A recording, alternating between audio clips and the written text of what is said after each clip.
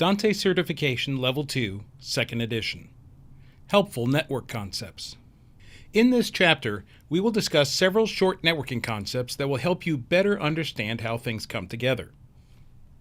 To start, let's ponder this. Based on what we learned in the last chapter, let's suppose this laptop tried to reach this receiver. Now the answer is no, this connection will not be established. When the laptop sees the IP address of the server, it will recognize that the address starts with 192.168.0. That means the server is in the same subnet as the laptop. As such, the laptop would look for the server on the local network. It would not try to connect to the router, which means the laptop is looking in the wrong location. Now this is just one of the reasons why there are IP addresses reserved for your use on a local network.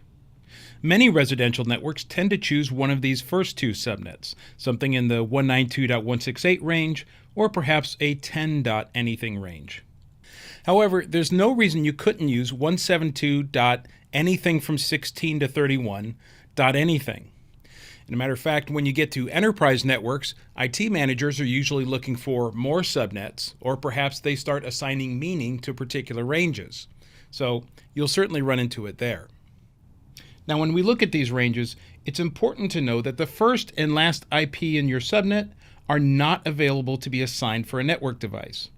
For example, if I have a network in the 192.168.1 range, we know that last field can range from 0 to 255. The first and last IP addresses should not be used, but anything else is up for grabs. It's also worth noting that it's a common practice to stack your permanent network assets towards the bottom of the range. For instance, the router is typically the first address in the range. From there, we might stack up interfaces for managed switches, Wi-Fi access points, and so on. The higher numbers are usually used for dynamic addresses using DHCP. Now, there's no reason that devices have to fall into these ranges, but it shouldn't be a foreign concept of having this sort of best practice. I'm an audio engineer, and if I was running sound for a band, I could tell you what channel 1 on my console is, right?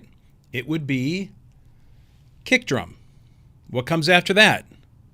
Snare, hi-hat, toms, overhead, bass, right? A lot of the other audio engineers in the audience are probably saying these things right along with me. So the advantage of that is if I was to set up an event, but then I couldn't run it that night for some reason, somebody else could come behind me and take over quite seamlessly. Okay, quick quiz again. I'll offer some IP addresses, and you tell me if these are available for use for devices on my network. Let's assume that we have a subnet of 10.1.1/24. And if you need a little hint, that means we have a subnet mask of 255.255.255.0.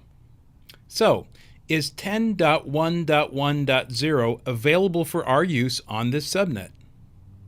No, it isn't. The first and last IP addresses in the range are not available for our use. Okay, how about 10.1.1.15? Yes, that is totally fine. Okay, how about 10.1.1.300? Okay, this should be a pretty obvious no. The range of IP addresses in dotted quad form have to be 0 to 255, but of course the range of IP addresses we can use would be 1 to 254. Okay, so this is our last topic for this chapter, DNS. Now we know everything is contacted by IP address, right? So when I go into a web browser and type audinate.com, how does it get there? I'm sure we've all used our web browser typing an IP address, say when you're contacting your home router. So we know that this section can be filled with a domain name or an IP address. The rest is things like the network protocol. In this case, we're using Secure Hypertext Transfer Protocol. And the part at the end is the folder path or the request. Ultimately, your web browser will take this domain name and convert it to an IP address using the Domain Name Service, or DNS. So DNS is like a phone book for your network, right? You can go into a phone book, look up somebody's name, and get their phone number. Well, with DNS, we can offer it a domain name, and we can get their IP address. Here you can see the typical computer settings. Below the IP address, subnet mask, and gateway, you can see DNS. I've listed the IP address of two servers, one on my local network where I can host some simple names for servers that I'm going to set up, and the other is on the internet to handle everything else. Let's see how this would play out. Let's suppose I ask my web browser to go to avtech.ddm. That's a name I've given to my Dante Domain Manager server on the local network. Well, if this is the first time I've asked my web browser to find this server, it won't know the IP address of that device. So, it'll go down its list of DNS servers to resolve this. You can see I've listed my local server first, so we'll ask that server. Of course, since this is something I've set up locally, it knows the answer and reports back. My computer can remember that answer, complete the connection, and deliver the server's web interface to me. Now, let's follow along if I ask for audinate.com. Again, the first time, my computer won't know the IP address for this, so it will go down its list of DNS servers. Well, my local server only remembers the DNS names for local devices, so it will report back that it does not have the answer. No problem, my computer has another DNS server to check with out on the internet. That DNS server responds with the answer. My computer remembers the answer, completes the connection, and retrieves the website for me. So that's easy enough, but sometimes we start seeing IP setups like this, where the DNS server and the router are at the same IP address. So is this an IP conflict? No, the same device is going to act as your router and your DNS service. Now, typically, that device won't hold a lot of different names, but this gives us an opportunity to introduce DNS relay. So again, let's suppose I ask the web browser for a website that we haven't used yet. My computer doesn't know the IP address to go to yet, so it looks down its DNS list and finds the IP address of the router. Okay, if this DNS service doesn't know the answer either, it will put this link on hold while it starts searching for the answer. It has the IP address of my local server, which of course won't know the answer here. Then it continues to the next server on the list that responds with the answer. Now our DNS service can take that original connection off hold, report the answer back, and from there things move as they did before. The web browser can now make the connection and retrieve the web page. Frankly, this type of cascading domain name service is not unusual. If you look in your computer, you might only see one or two domain name servers giving you the answers for billions of domain names out on the internet. The DNS servers you have delivering internet addresses might have multiple servers they link to, each specializing in .com, .net, and so on. And each of those might actually be pointers going to multiple servers as well. So DNS is a very scalable solution, and it's very easy if you want to add your own server to the local network to manage certain IP addresses for you. So before we move forward, we'll show a simple demo of a computer resolving a domain to an IP address. Now before I do, I'll give you a quick 1 or 2 minute tour of the command line with some tools that you want to know, just in case you haven't used it before. On the PC, you can go to your Windows search bar and type CMD. That will launch the command line application. On the Mac OS, use the operating system's Go menu, select Utilities, and launch Terminal. I'll put these side by side so we can approach both at the same time. The first command that's really helpful is one that displays your own IP configuration. On the PC, the command is ipconfig. On the Mac, it is ifconfig.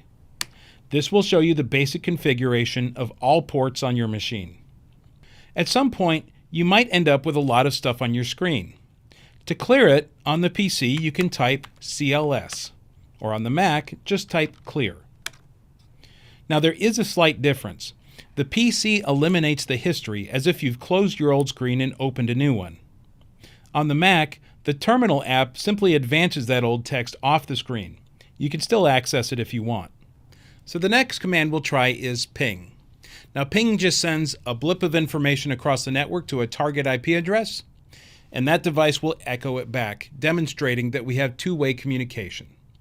Here in Dante Controller, you can see an IP address of a device we know is on the network. Let's ping that device to see what success looks like.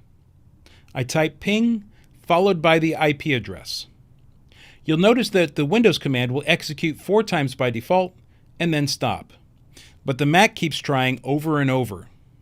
To stop that and get control of your command line, just press Control-C. Okay, one more tip. If you ever want to type a command similar to what you did before, try using the cursor up button and the system will show you the prior line you typed. You can edit it from there. In this case, I'll ping an address that is not on our network so that we can see what a failure looks like. Right, it says host unreachable. Okay, so let's bring this back to DNS now. Certainly when I'm using the ping command, I can type the IP address, but I could also put in a domain name. Here I'll enter audinate.com. When I do that, we'll see the command line will resolve this in the background, and then it will use the IP address it found from that point forward. No problem. Okay, so let's review what we've learned in this section. There are subnets reserved for your use on a local network. These addresses will not be found on the internet. Whenever you have a subnet established, there are some addresses to avoid. The first and last IP address in your subnet have meaning in the network, and they are not available for use by network devices. For instance, if you have a 24-bit subnet, do not end your IP address in 0 or 255. All the numbers in between are fair game. We also know that it's common practice to stack permanent network resources low in the IP range, leaving the higher IP addresses for dynamic devices. And of course, we learned about DNS, which acts like a phone book. DNS resolves domain names to IP addresses. If multiple DNS servers are in the list, the network device will go down that list one at a time. This isn't a voting system, it just accepts the first server that comes back with a positive response.